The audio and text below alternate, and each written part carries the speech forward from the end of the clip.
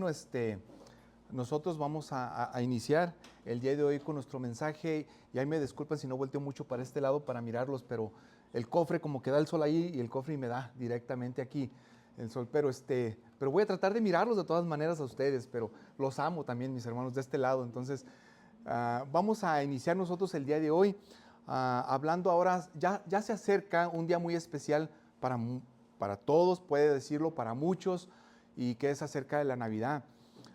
¿Y qué es lo que nosotros podemos saber acerca de qué es la Navidad o por qué celebramos nosotros la Navidad?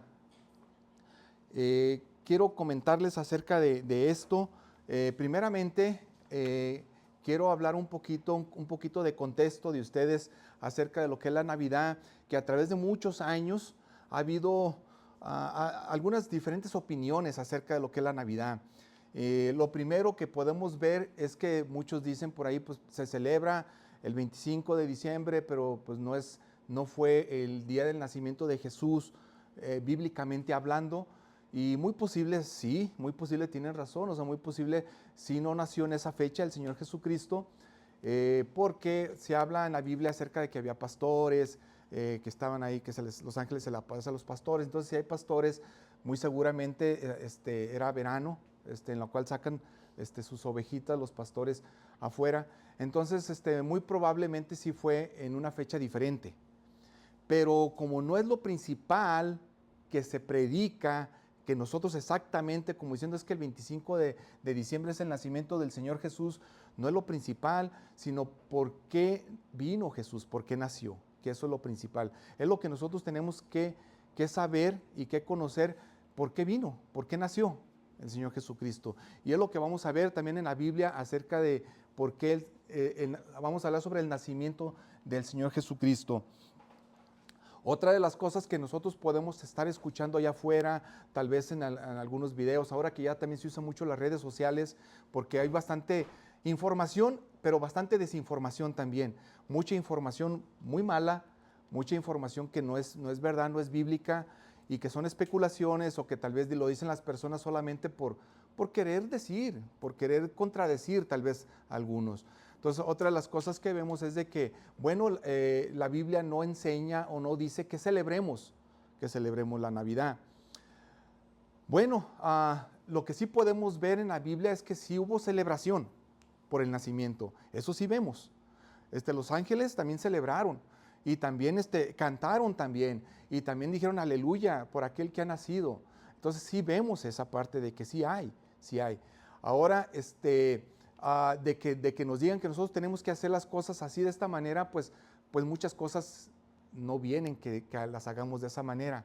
Pero caemos, o debemos de caer en lo que el apóstol Pablo dijo en el Nuevo Testamento, que ya sea que comamos o que bebamos, pero hacer todo para la gloria de Dios. Entonces, si nosotros vamos a celebrar algo, que esta celebración entra también en lo que se le conoce como la libertad cristiana, bueno, tú estás celebrando, vas a darle la gloria a Dios. Celebra, así como celebras algún cumpleaños, así como cuando celebran algún otro día de alguien. Entonces, aún eso vas a hacerlo para la gloria de Dios. Y esto nosotros tenemos que hacer para la gloria de Dios. Ahora hay que sacar ventaja de que la gran parte del mundo lo celebra. Ahora, que lo celebra bíblicamente no pasa así. No lo celebra bíblicamente, lo celebra como ya hemos venido tal vez la mayoría de nosotros enseñados de que es una celebración familiar para estar todos juntos, es un momento de paz, es un momento de armonía, es un momento familiar. Escuchamos muchas cosas de lo que es Navidad, es un momento de dar abrazos, de dar regalos, se escucha todo eso, pero no es la esencia bíblica, por lo cual nosotros debemos de estar celebrando el nacimiento de Cristo. Si nosotros vamos a celebrar que Él vino, vamos a decir por qué Él vino a este mundo, por qué llegó, por qué Dios manda a su Hijo a nosotros, por qué Dios mismo se encarnó en la persona de Jesucristo. Como vamos a celebrar también nosotros, y lo celebramos, por eso nos reunimos los domingos, que es el día, un domingo resucitó el Señor Jesucristo, celebramos también la resurrección. Cada vez que nos celebramos, nosotros celebramos vida, celebramos que Él vive. Entonces, y es lo que nosotros podemos celebrar con eso. Entonces, diciendo un poquito acerca de eso, también algunas otras cosas también se pueden escuchar que esta celebración puede ser una celebración pagana antiguamente, se originó de esa manera. Bueno, puede ser que sí también, puede ser que también pudo haber orígenes de esos, pero siempre nosotros de alguna manera tenemos que contrarrestar la parte que no se está haciendo bíblicamente.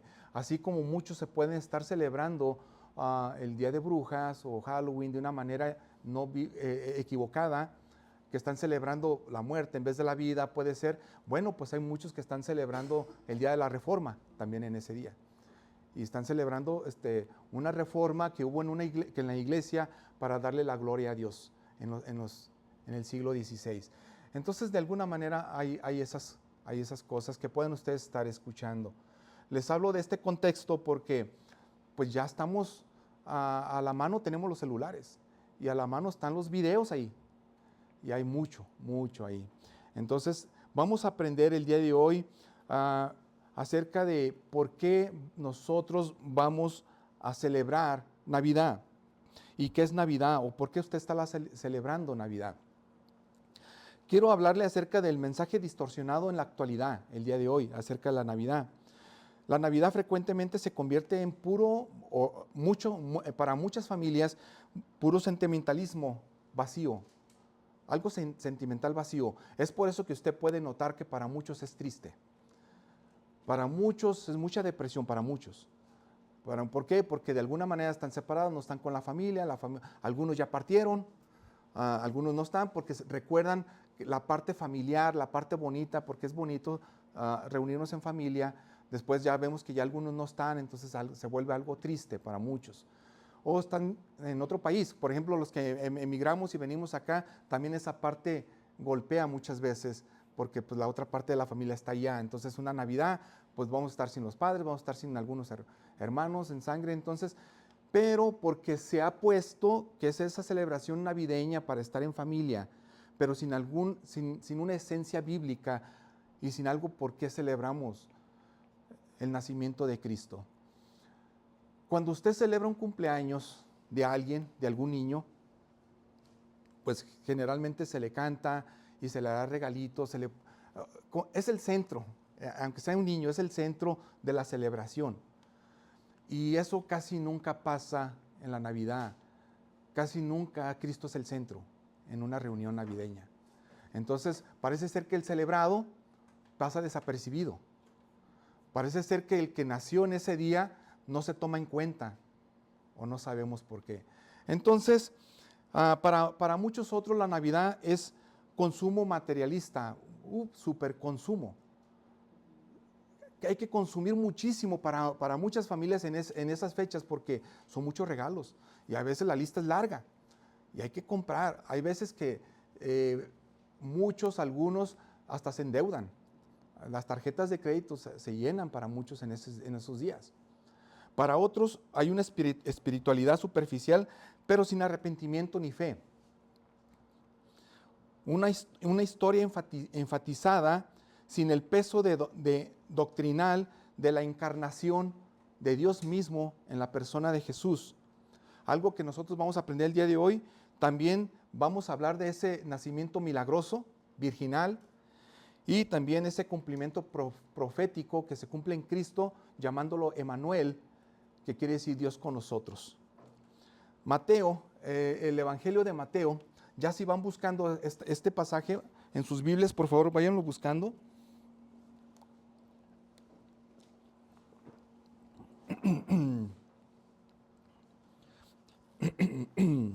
Perdón. El apóstol Mateo, o el evangelista Mateo corrige esto que yo estoy hablando, que el nacimiento de Cristo no es un adorno cultural, no vamos a verlo como un adorno solamente, sino es la intervención soberana de Dios en la historia para salvar a su pueblo de sus pecados. Dios mismo interviniendo en la historia, en un tiempo de la historia específico, interviene, Dios mismo se encarna en la persona de Jesucristo para salvar a su pueblo de sus pecados. Pero antes de ir a este evangelio de Mateo, quiero a leerles este pasaje que el apóstol Pablo ahí nos da una pista por qué vino Jesús a este mundo. Y es 1 Timoteo, ese está aquí para leerlo. Primera carta de Timoteo 1:15, que dice: palabra fiel y digna de ser aceptada por todos. Cristo Jesús vino al mundo para salvar a los pecadores, entre los cuales, dice el apóstol Pablo, yo soy el primero. Entonces, ¿a qué vino Cristo Jesús al mundo? A salvar a los pecadores.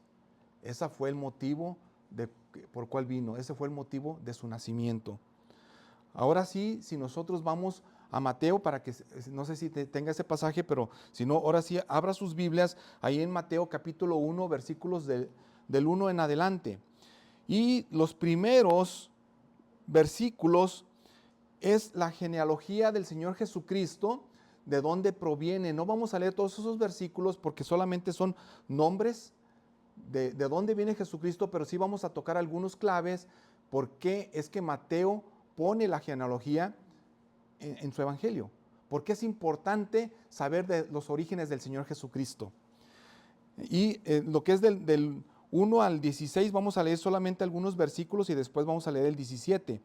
Pero ahí en Mateo, versículo 1 y 2 dice así: libro de la genealogía de Jesucristo, hijo de David, hijo de Abraham.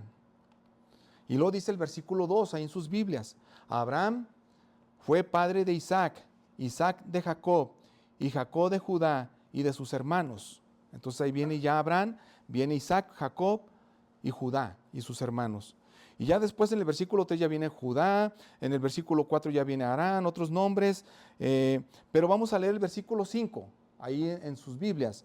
Salmón fue padre de Boz, cuya madre fue Rahab. Boz fue padre de Obed, cuya madre fue Ruth, y Obed fue padre de Isaí. Versículo 6. Isaí fue padre del rey David, ahí viene el rey David. Y después viene, en ese mismo versículo 6 dice: y David fue padre de Salomón, cuya madre Betsabé había sido mujer de Urías. Después viene, nos vamos a pasar varios versículos para que ustedes vean. Usted puede leer la genealogía ahí entera cuando esté en su casa ahí, pero vamos al versículo el 16. El 16. Ya el último de la genealogía dice: y Jacob fue padre de José, el marido de María, de la cual nació Jesús, llamado el Cristo. Ese fue el versículo 16. Entonces, ¿por qué es importante la genealogía? Martín Lutero nos dice esto.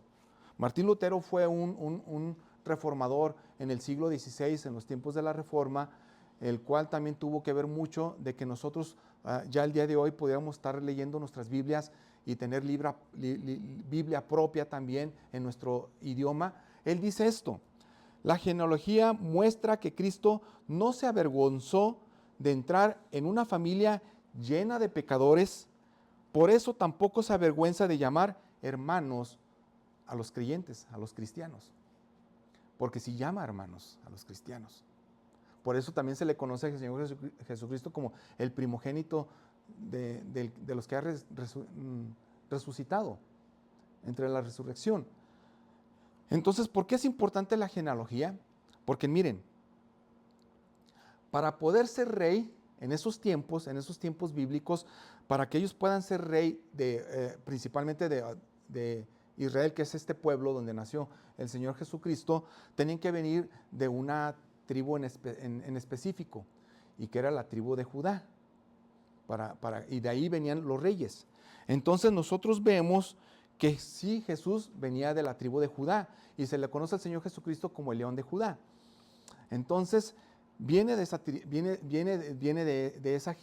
descendencia, y es de los reyes, Pero también se le conoce, también no sé si ustedes recuerdan ese pasaje tan famoso que el Señor Jesucristo va entrando a Jerusalén, que se le conoce como la entrada triunfal a Jerusalén, en un burrito, montando un burrito, y va entrando y lo reciben como rey. Entonces la gente empieza a decir y a cantar, Hosana al hijo de David. O sea, fíjense cómo es tan importante esto, porque se le conocía, entonces ya viene de esa descendencia, entonces viene de los reyes, viene de esa parte. Entonces, por eso el versículo 1 de Mateo inicia así. Libro de la genealogía de Jesucristo, hijo de David, hijo de Abraham. Ahora de Abraham, ¿por qué? Porque a Abraham se le dio la promesa de que a través de él y la bendición iba a ser, muchas naciones iban a ser bendecidas, pero a través de la simiente de Abraham, que se le conoce como el padre de la fe. Entonces, por ahí viene Abraham. Entonces, Abraham fue padre de Isaac, Isaac de Jacob, y Jacob de Judá, ahí viene de Judá y sus hermanos.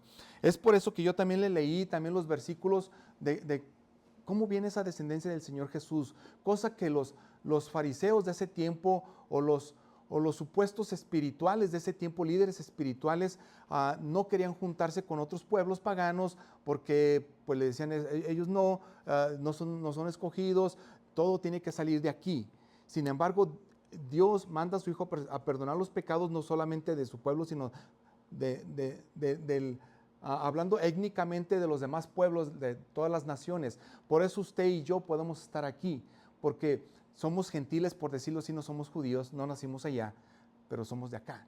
Algunos mexicanos, algunos de El Salvador, algunos de Guatemala, algunos de otros países, de Venezuela, pero esa es la misericordia y que Dios vino a salvar a muchos otros pueblos. Entonces, ¿por qué también es importante la genealogía? Porque vemos también que, fíjense de dónde viene, el versículo 5, Salmón fue padre de Boz, cuya madre fue Rahab. Y si ustedes recuerdan la historia de Rahab, ¿quién fue Rahab? Una cananea, una mujer prostituta. O sea, y era cananea, era del pueblo o la ciudad de Jericó, enemigos de Israel. Tanto así que ellos combatieron, pelearon, pero como ella creyó en la fe de los espías o del Dios de Israel, abraza esa fe, entonces es cuidada también por Dios mismo para que todo Jericó iba a caer, iban a ganar, el pueblo de Israel tenían victoria, pero ella prevaleció y quedó. Pero de ahí viene, Salmón fue padre de Boz, cuya madre fue Rahab. De ahí viene la descendencia. Y también nosotros podemos ver, y David dice, fue padre de Salomón, cuya madre Betsabé, que había sido mujer de Urías. Ni siquiera se le dice en este texto mujer de David, porque hay una historia del rey David con Betsabé en la cual cayeron en adulterio también. Pero sin embargo, ¿cómo Dios teniendo misericordia y teniendo esa compasión de ellos, los levanta, los restaura, ellos abrazan la fe, dicen, vamos a seguir entonces. Y de ahí viene el Señor Jesucristo también. Después también vemos que también se habla de una mujer que es Ruth, una mujer moabita, de Moab, también de los pueblos de enemigos de Israel. Otros pueblos que considerados para ellos mismos como impíos y paganos. Bueno, pues de ahí también viene esa descendencia. Y por último caen en el versículo 16 y dice, Jacob fue padre de José. Pero José no se le pone aquí como que de ahí vino Jesús, sino que se le pone a José como que es marido de María, pero de la cual nació Jesús, llamado el Cristo. Entonces viene Jesús, nacido de María, nacido de mujer, o sea, como un humano, nosotros como vientre. Ahorita vamos a ver esa parte de cómo es el Señor Jesucristo concebido por medio del Espíritu Santo, porque Dios es Dios. Y si Él creó el mundo, y si nosotros creemos que Él creó todo, entonces, ¿qué es imposible para Él? Yo sé que es difícil para muchos, tal vez, o para mí mismo hace muchos años, tal vez creer esto, pero si es Dios el creador. Es Dios el que sacó al pueblo de Egipto y abrió el mar para que pasaran en seco, que Dios no puede hacer. Él puede hacer eso y más, mucho más. Entonces, yo lo creo y dice la palabra de Dios, y todas las profecías que venían del Antiguo Testamento se cumplen en el Señor Jesucristo. Yo les hablaba a algunos de ustedes de que no fueron ni una profecía, ni dos, ni tres, ni cinco. fueron más de 80 profecías y se cumplen en la persona de Jesucristo. Si una persona que por ahí se cumple algo con 2 o 3 profecías, por decirlo así, ya lo vemos como nosotros algo sobrenatural. Oh, wow, se cumplió esto. Pero imagínense la probabilidad que hay de que en una sola persona, en la persona de Jesucristo, se cumplan más de 80 profecías que estaba escrito hace muchos años y se cumple en Cristo. Eso es algo que humanamente no lo podríamos nosotros entender o tal vez creer. Es algo sobrenatural. Ahora vaya a sus Biblias y voy a seguir leyendo los versículos del 1 del 17 al 25. Dice Mateo 1:17 en adelante.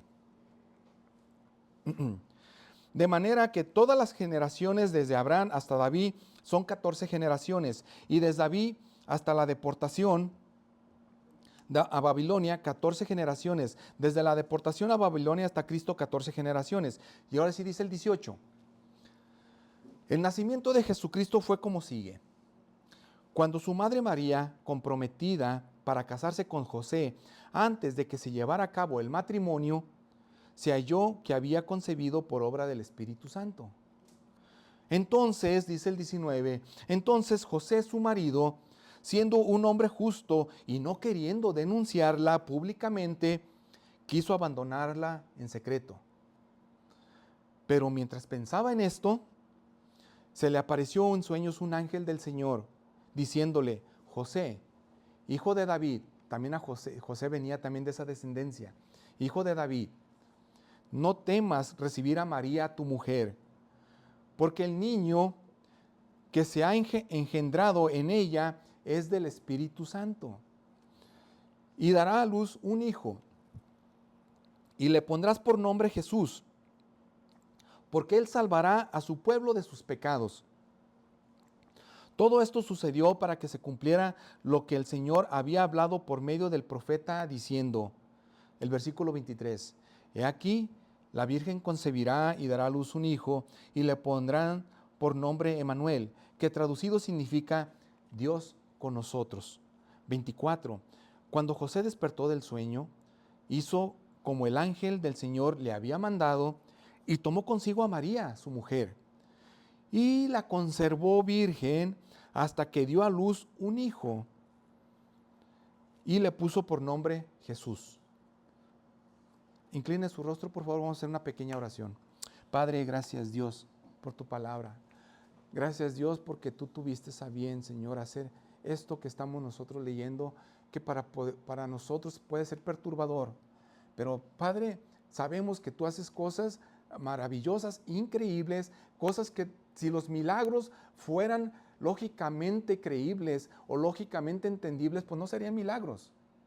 Y es por eso que algo divino tenía que suceder. Y tú tuviste a bien tú mismo encarnarte en la persona de Jesucristo, en la vida de Cristo, venir de una mujer, venir de María, nacer que es concebida por el Espíritu Santo y venir aquí, estar entre nosotros, vivir entre nosotros, pero sin pecado, cumpliendo toda la ley que nosotros nunca pudimos cumplirla y nadie la ha podido cumplir.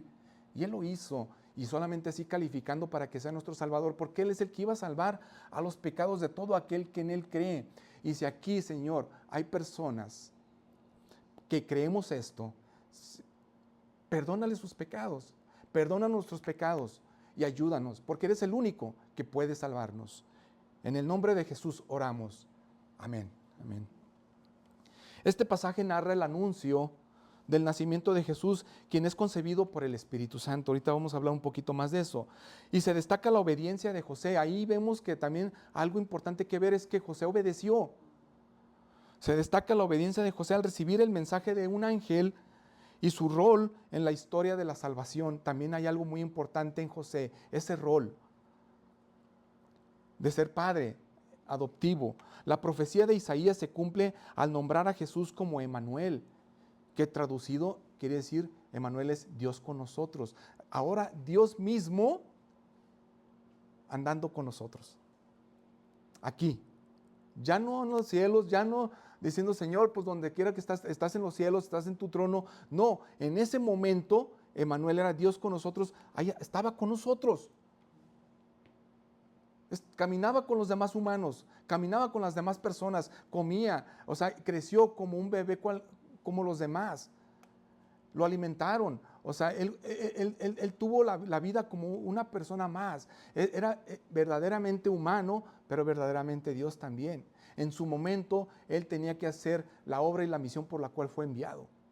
Pero mientras estuvo sujeto también a unos padres terrenales. En la narración bíblica, Jesús es el cumplimiento de las promesas de salvación desde Génesis hasta Apocalipsis. Si usted quiere saber de qué se trata la Biblia completa, toda completa, bueno, pues yo se lo puedo decir solamente en una frase. Toda la Biblia se trata del plan de redención o de perdonar a su pueblo o a los pecadores, a su pueblo de sus pecados. Toda la Biblia. Es el plan de redención de Dios hacia nosotros para perdonar los pecados. Ahora, dentro de ese, se le conoce cuando es el gran tema, como la mega narrativa, pero que adentro hay muchas historias pequeñas, bastantes historias. Vemos la creación, vemos la caída, vemos el diluvio, vemos cómo es formado un pueblo, vemos Israel, vemos muchas historias, pero que esas historias hablan del mismo trama.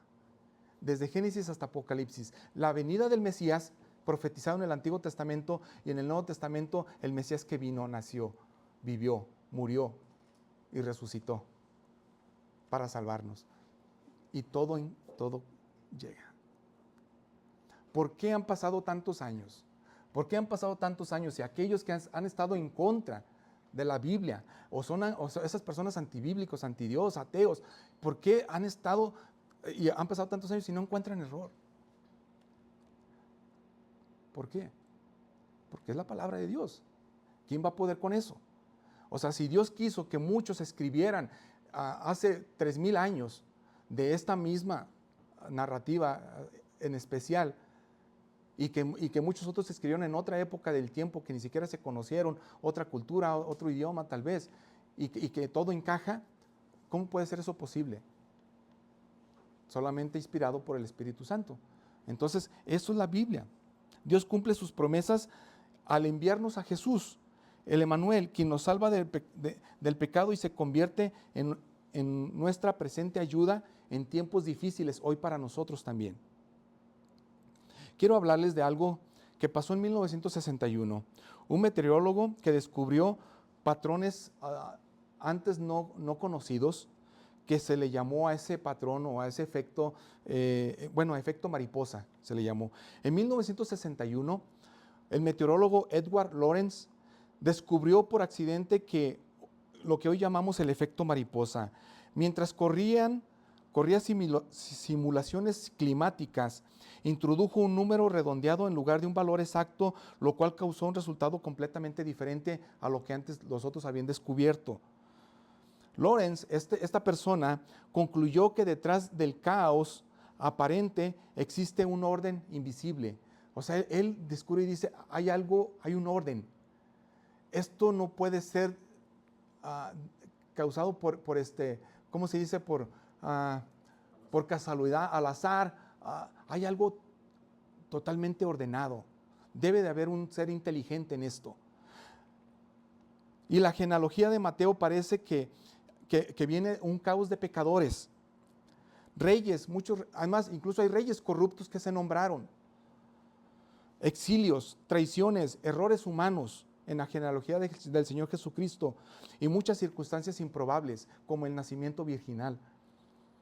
Sin embargo, detrás de todo esto, Dios estaba moviendo un hilo que no estábamos viendo y no podía ver nuestro ojo humano, tejiendo el camino que llevaría al nacimiento del Mesías. Durante toda esa historia, Dios estaba tejiendo algo. Iba a llegar el Mesías, iba a llegar el Salvador. Así como esta persona que les hablé, este meteorólogo Lorenz, demostró que detrás de los eventos aparentemente impredecibles había un patrón.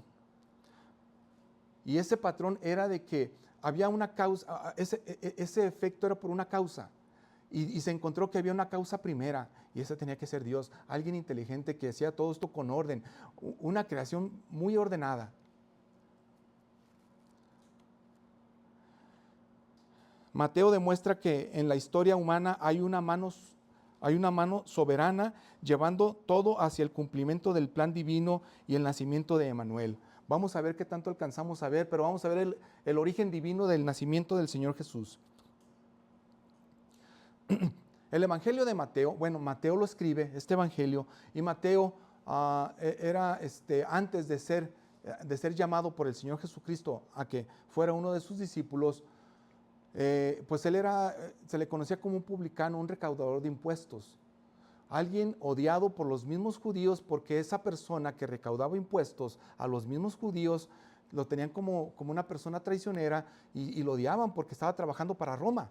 Y Roma era el reino que los estaba oprimiendo en ese entonces. Entonces, ese era Mateo. Mateo manda escribe este evangelio para que nosotros podamos ver el origen del Señor Jesús. Y dicen, es por eso que debemos de creer, es por eso que para ustedes debe estar claro que Él es el Mesías. Vean el origen. Y es lo que trata de decir Mateo en su evangelio. Jesús es el cumplimiento de la historia redentora. Dios permaneció fiel a pesar del pecado, del exilio y de la aparente ausencia divina. Dios permaneció fiel. Este mensaje de Mateo que tiene este evangelio, los destinatarios originales, era de que quería que estuviera claro de que el Mesías, Mateo quería eso, de que el Mesías prometido realmente había llegado. Y él decía, ya está, ya llegó. Quería que estuviera claro. Que Dios no había olvidado su pacto, también Mateo quería eso. Dios no ha olvidado el pacto que lo cual había prometido Israel. Que la identidad del Mesías no era invento humano, sino de origen divino y profetizado. Cuando yo esté hablando y diga la palabra Israel, porque sí viene y es el pueblo de Dios en tiempos bíblicos, no estoy hablando de Israel ahorita. Este es diferente. Entonces no estoy hablando exactamente la geografía, el punto geográfico, sino el pueblo de Dios. ¿Ok? Mateo 1:18. Vamos a ver la teología de Mateo, pero Mateo 1:18 dice esto. El nacimiento de Jesucristo fue como sigue. Estando su madre María comprometida para casarse con José, antes de que se llevara a cabo el matrimonio, se halló que había concebido por obra del Espíritu Santo. Imagínense una pareja comprometida para casarse, José, María, ya estaba próximo el matrimonio, ya estaban comprometidos, era tan formal el comprometerse en esos tiempos. Ahorita sigue siendo formal, ¿verdad? Pero en aquellos tiempos era como casi estar matrimoniados, ya estar en matrimonio nomás porque estaban esperando lo que es la boda, lo que es la celebración para vivir juntos. Pero bueno, estaban comprometidos. Imagínense la parte humana de José y la parte humana de María de poder decir, caray, ¿y esto? Por eso dice que se halló, que estaba encinta. Ahorita le digo esa parte que se halló, eso es importante ver, porque ¿cómo así?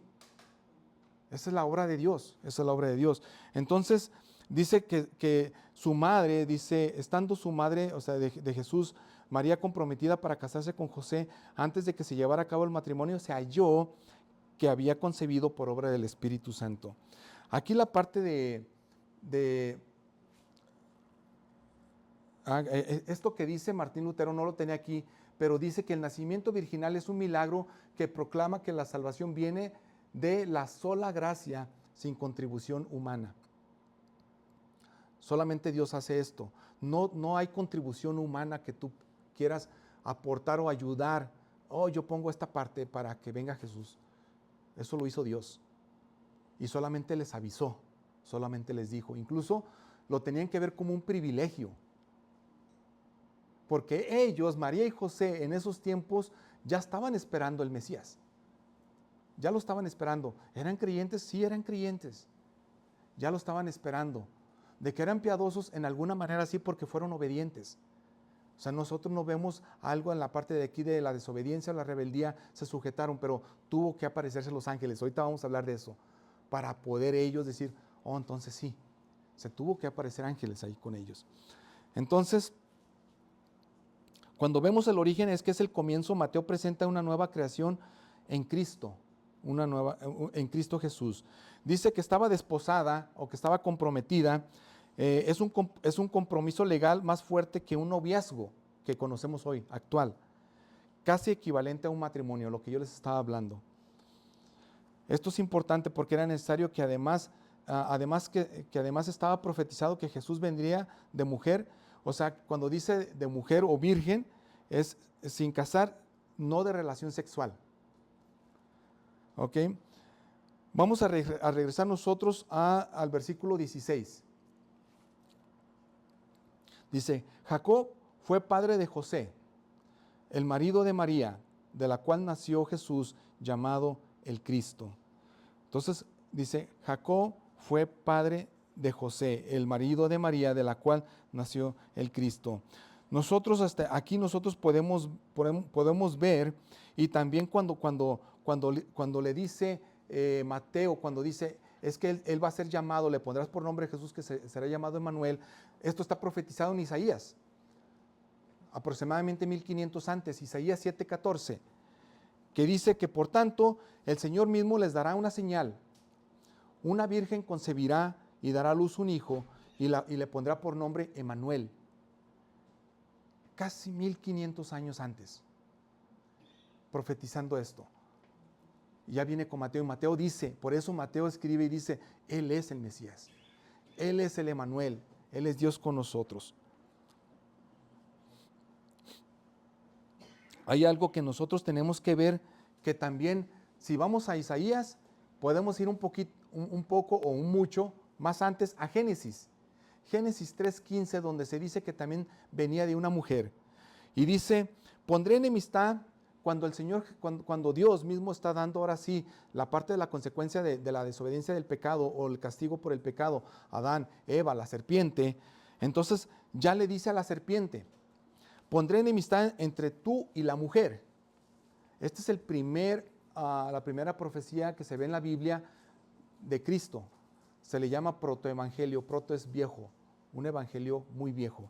Entonces dice, pondré enemistad entre tú y la mujer, entre tu simiente y su simiente de ella. Es descendencia, simiente es descendencia. Pondré enemistad en tu descendencia, la serpiente Satanás y la mujer. ¿Quién iba a venir? Iba a venir de una mujer, el Señor Jesucristo. Dice, Él te herirá, o sea, es en la cabeza, o sea, el que iba a venir de una mujer te herirá en la cabeza y tú lo herirás en el talón. ¿En dónde creen ustedes que el mismo diablo hiere o tiene esa herida que le da al Señor Jesucristo en el talón? Bueno, lo vemos en la parte de su muerte, en la crucifixión. Porque para el mismo Satanás, para el mismo demonio, los demonios, el Señor Jesucristo, que para ellos no era el Señor Jesucristo, no era el Mesías, estaba muriendo. Y sí murió. Esa es la parte de ahí. Imagínense ahí poquitos 2, 3 días que estaban festejando, que ahora sí ya murió el que ustedes decían el Mesías. Pero ¿cómo es que el mismo Señor Jesucristo lo hiere en la cabeza? Resucita el tercer día. Resucita. Porque Él mismo dijo, yo mismo pongo mi vida para salvación de muchos y yo mismo la quito. Él mismo. Entonces, y resucita el tercer día. Entonces Él vence la muerte, dice la Biblia. Entonces ahí le dan la cabeza. Ahí. Ahora sí, si nosotros llegamos al versículo 18 donde estábamos, dice que se halló María, que se halló que había concebido por la obra del Espíritu Santo, que estaba encinta. Dice, cuando se dice se halló, denota descubrimiento inesperado, no manipulado. No hizo algo María para hacerlo, algo José, no. Simplemente se halló, algo inesperado, algo que para ellos dice, ¿qué está pasando? Ahora cuando dice del Espíritu Santo, enfatiza el origen sobrenatural, no biológico de Cristo. Ustedes y yo venimos biológicamente de alguien, de una relación sexual. Todos venimos. Ahora sí, fuimos concebidos, o sea, de papá, mamá, de la manera en que se hace de una relación, y nos multiplicamos o nosotros como humanos, y ya venimos nosotros, nacimos, nosotros venimos. Cristo no fue de esa manera biológicamente o sexualmente no. Por eso también que se pone claro fue por el Espíritu Santo. Muy similar al nuevo nacimiento cuando tú y yo creemos, cuando dice Cristo a Nicodemo de que tenemos que volver a nacer. Mira lo que dice Juan 1:13. Dice, dice que no nacieron de sangre, ni de voluntad de la carne, ni de voluntad del hombre, sino de Dios. Son aquellos que nacen de nuevo. Por eso cuando Nicodemo le dice al Señor Jesucristo, te es necesario nacer de nuevo, primero Nicodemo le pregunta a Jesús, ¿cómo puedo yo heredar la vida eterna? Entonces Jesús le contesta a él y le dice, oye, tú eres un erudito, tú eres un maestro de la ley. Tú enseñas a los demás porque Nicodemo era uno de esos y no sabes cómo puedes heredar la vida eterna. Entonces ya le dice que tiene que nacer de nuevo.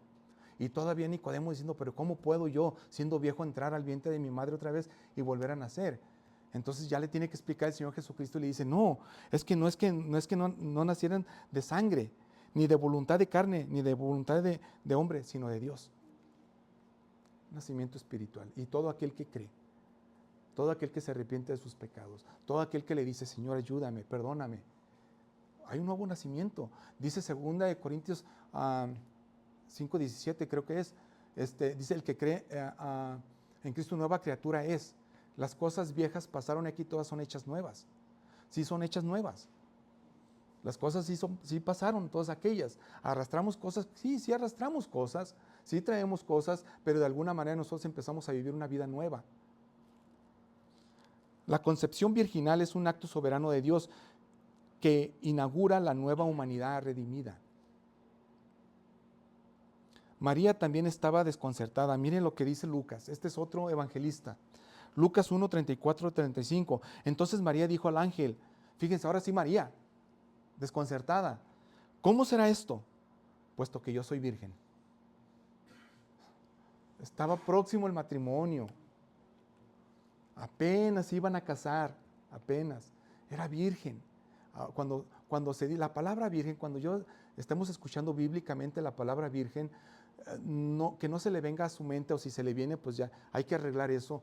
No es una estatua, una imagen o algo por la cual venerar o algo. No, cuando se dice virgen en la Biblia es alguien que no ha tenido relaciones sexuales, que es una mujer, que todavía no es casada y que todavía no tiene relaciones sexuales, es virgen. El ángel le respondió, dice el versículo 35,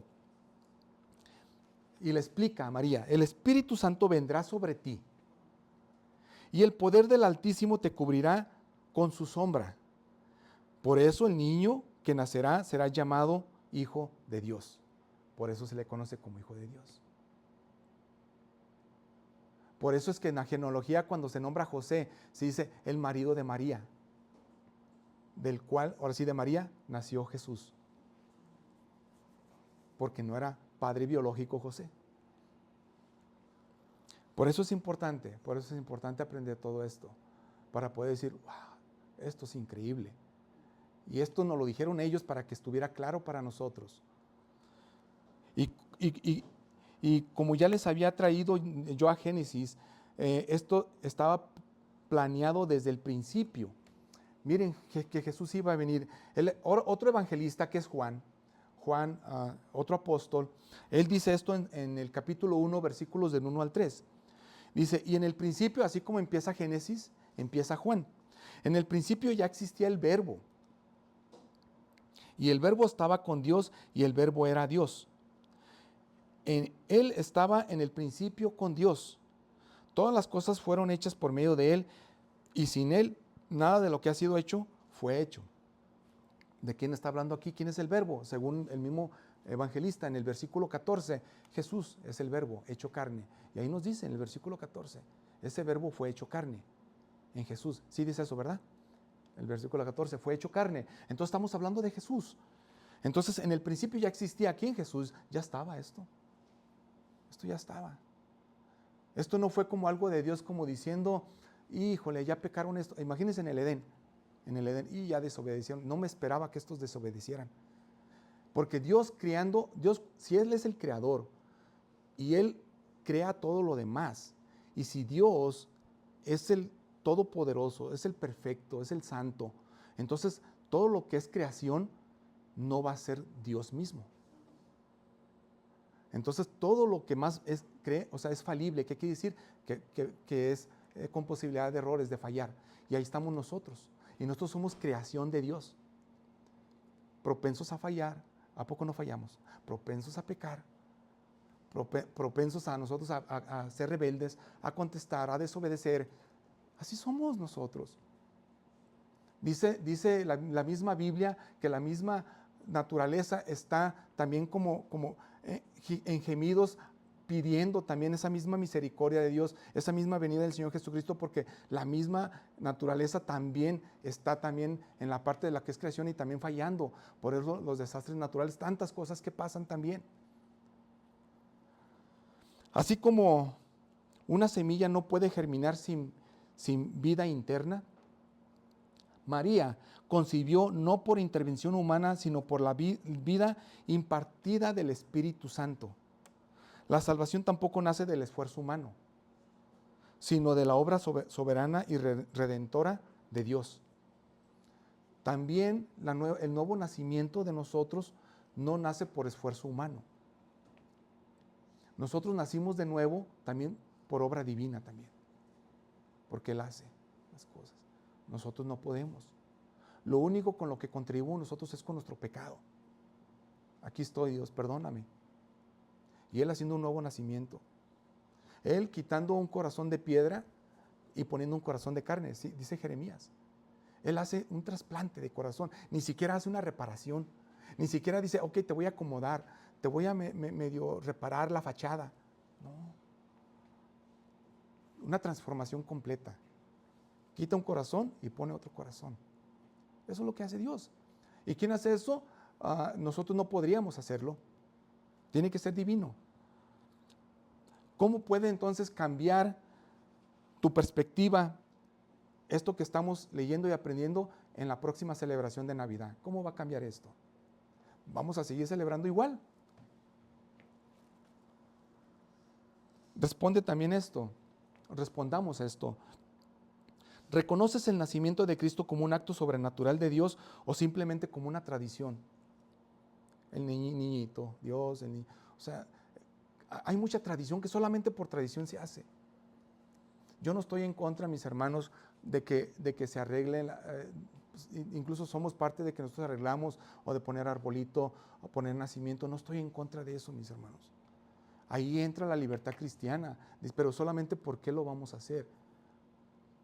¿Cuál es el motivo de hacerlo? ¿Una celebración tradicional y cultural? ¿O vamos a nosotros decir, es que yo estoy recordando y mi familia está recordando que que Dios mandó a su Hijo a salvarnos de nuestros pecados? ¿Cómo afecta a mi fe saber que Dios interviene soberanamente en la historia? ¿Cómo va a afectar a ti en tu fe?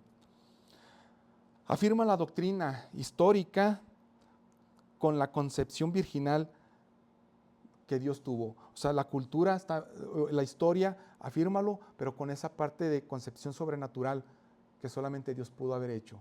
Si lo juntas, entonces tú vas a tener una perspectiva tanto de historia como algo sobrenatural y dices, esto Dios lo hace. Dios tuvo una intervención aquí. Confía en que Dios aún interviene en nuestras vidas. Dios está interviniendo ahorita, hoy, en tu vida. Si Dios lo está haciendo y lo quiso hacer en ese entonces, Dios lo sigue haciendo hoy. Incluso cuando la situación parece imposible, estás pensando que ya no se puede más. Estás pensando que ya no puedes con esa carga, ya no se puede caminar así, que ya no se puede cambiar nada. Estás pensando que ya no.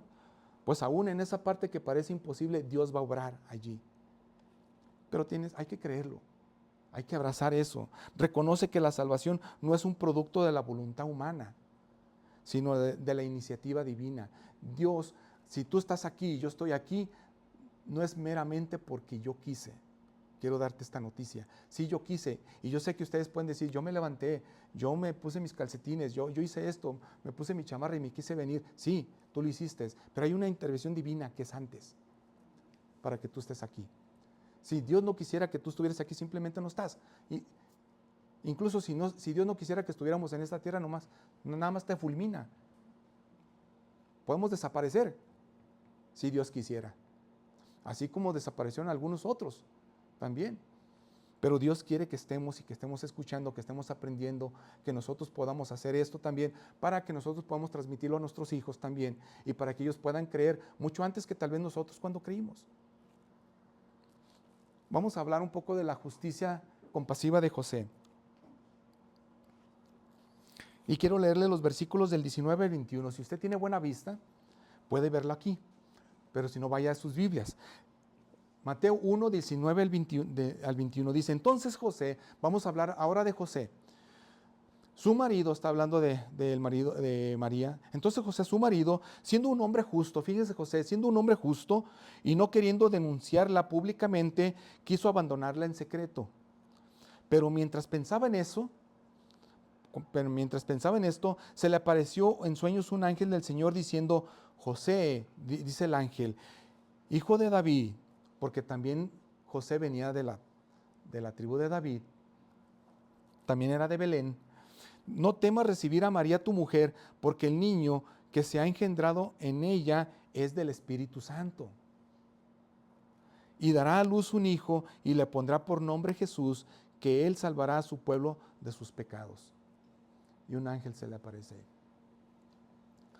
Imagínense ustedes, si aquí los varones que están presentes aquí, si eso hubiera pasado con la que iba a ser su esposa, con la que estaba comprometida, y que eso sucediera. Este evento, yo quiero decirles que es único. Este evento ya pasó, fue único. No es que esto se repite y se repite.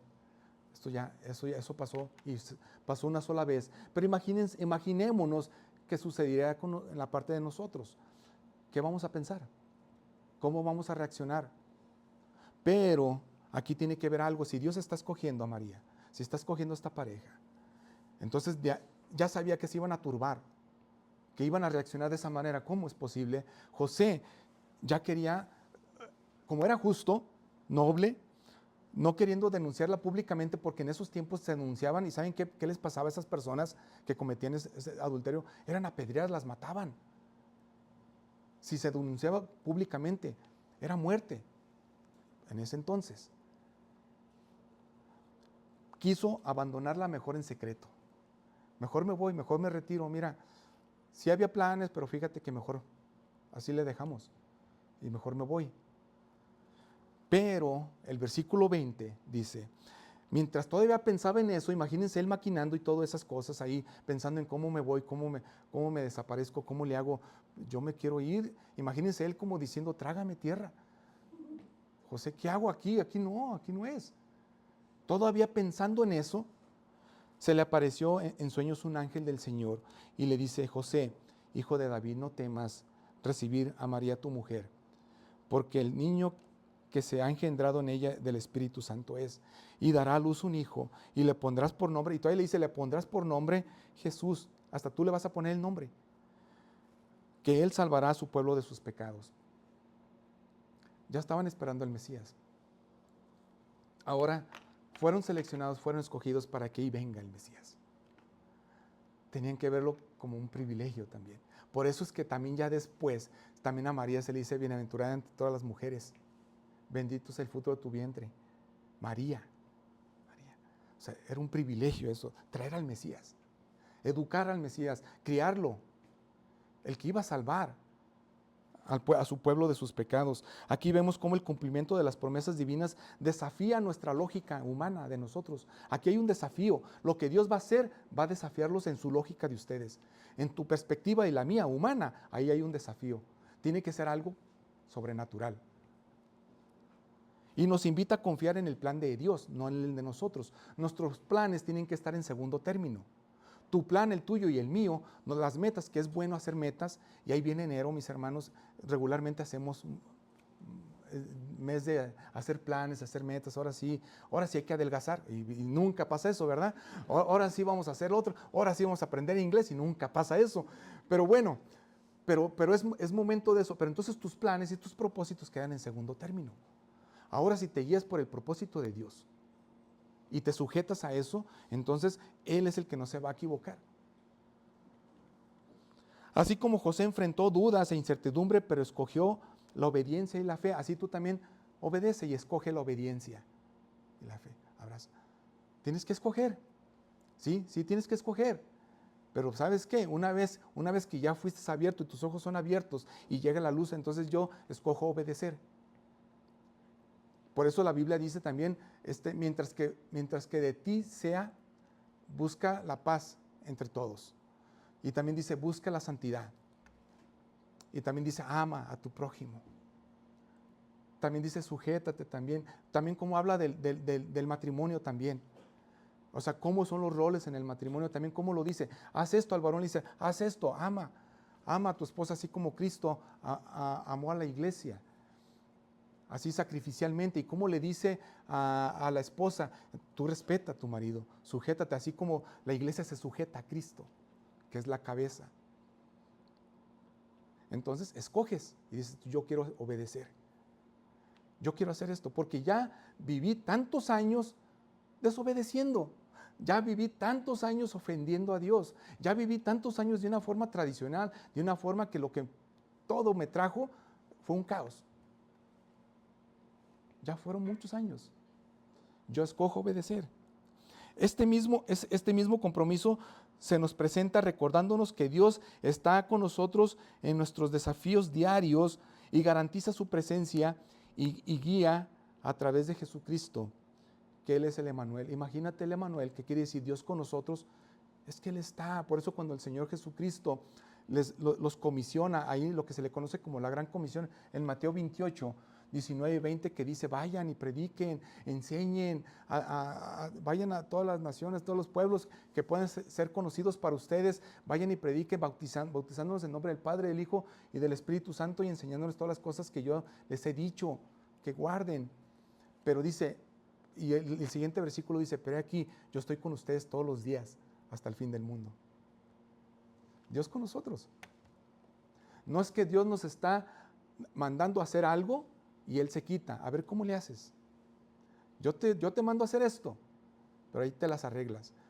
No, Él está todavía, Él está interviniendo y Él está aquí con nosotros y Él va a estar allí en eso que te han encomendado a hacer, en esa tarea, en esa misión, en ese rol que tú también tienes que tener como esposo, como esposa, en el matrimonio, como hijo, como padre, como madre, en ese rol.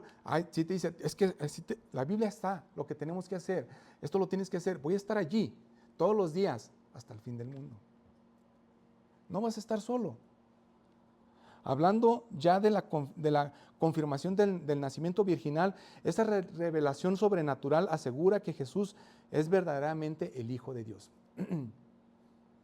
Hijo de Dios, porque no fue engendrado de padre humano, biológicamente. Por eso se le conoce, es el Salvador esperado. Tu vida, al igual que la de José, requiere obediencia y confianza en la palabra de Dios. Aun cuando sus caminos son sorprendentemente difíciles o diferentes a los nuestros, aún requiere que obedezcas. Ok, quiero leerle solamente la parte final de Mateo, Mateo 1, que dice, déjenlo busco, Mateo 1, 22 al 23, que ya viene el cumplimiento profético, que es la encarnación de Emanuel. Ahí lo pueden ver en sus Biblias, Mateo 1, 22 y 23, por aquí va a estar, pero va a estar en varios adelante. Pero busquen en sus Biblias Mateo 1, 22 y 23.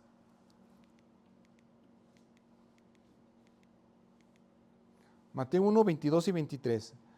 Ya lo tienen en sus Biblias y dice esto, y nosotros vamos a ir terminando lo que es el mensaje del día de hoy. Dice, todo esto, dice el 22, sucedió para que se cumpliera lo que el Señor había hablado por medio del profeta diciendo, he aquí, la Virgen concebirá y dará a luz un hijo y le pondrán por nombre Emmanuel, que traducido es Dios con nosotros. Y esto ya lo habíamos visto que Isaías lo habló aproximadamente 1500 años antes. Entonces el nacimiento de Jesús es como Emmanuel subraya la cercanía de Dios con la humanidad. Eso es lo que es Dios. Y yo les había hablado de acerca de Isaías que esto decía, pero también este predicador, A.C. Sproul, que fue contemporáneo a nosotros, pero que falleció en el 2017, este predicador dice: Emmanuel revela que Dios no se queda distante, sino que invade la historia humana. O sea, Dios es así, de esa manera. Él no solamente crió todo como diciendo ahí va, como para muchos tal vez crean de esa manera. Hubo un creador, un ser inteligente, pero pues ahí está todo. No, él es un ser aún no solamente creador, sino que es personal, y sino que Él invade o llega, trasciende en la historia humana e interviene con nosotros y también vive entre nosotros, hablando del Señor Jesucristo. Cuando dice el versículo, el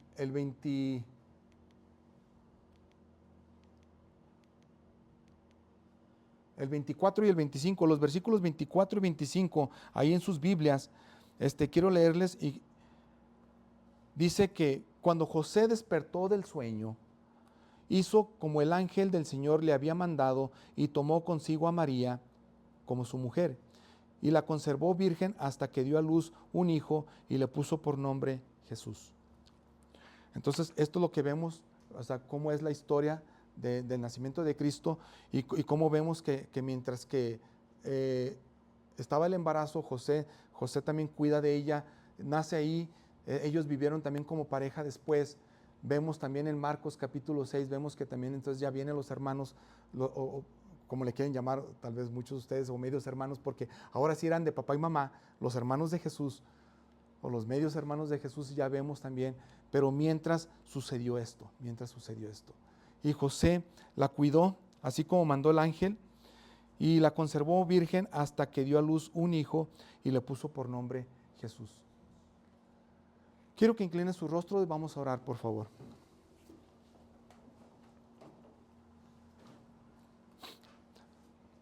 Padre, gracias Dios te damos por este día.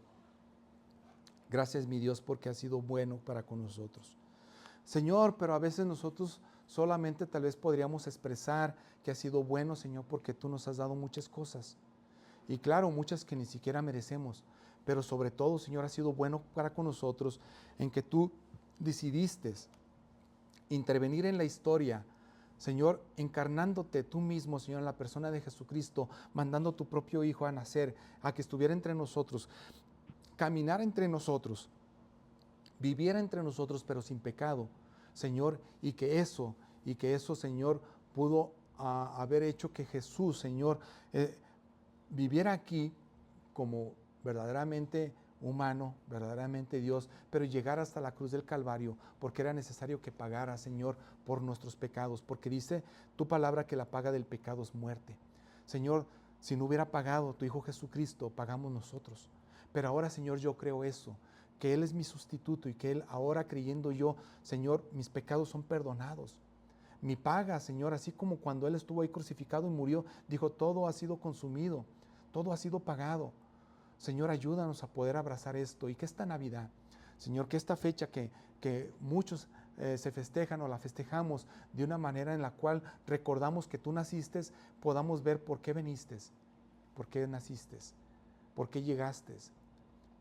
Gracias, Padre, por esa oportunidad que tú nos das y que demos la gloria y la honra a ti, mi Dios, por ese hecho tan maravilloso y tan único que solamente tú podías haber hecho, el de que tu Hijo Jesucristo naciera de una manera sobrenatural, sorprendente, virginal, concebido por el Espíritu Santo, Señor, y que eso es lo que tú puedes hacer, tú lo haces y sigues interviniendo el día de hoy en nuestras situaciones que tal vez son complicadas, adversas, sufrimos. Señor, ten compasión, Señor, de cada uno de los que estamos aquí, Padre, de cada uno de mis hermanos.